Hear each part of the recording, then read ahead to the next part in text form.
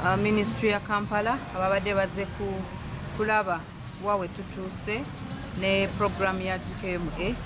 Fena tukimanyi nti nga Mukono municipality tuli n'ekirwa fe abaasooka okufuna mu program eno era ne batuwa amakubo getumanyi already abali ku kkubo. Fena twalabye nti batandise okugalawo amakubo kubanga bali mu kukola amakubo gaffe.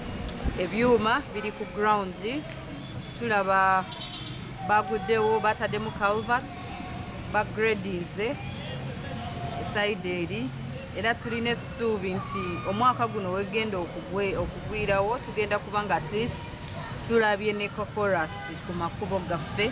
Lyessuubi lye tulina era tusaba ab'abantu abakyatulemesa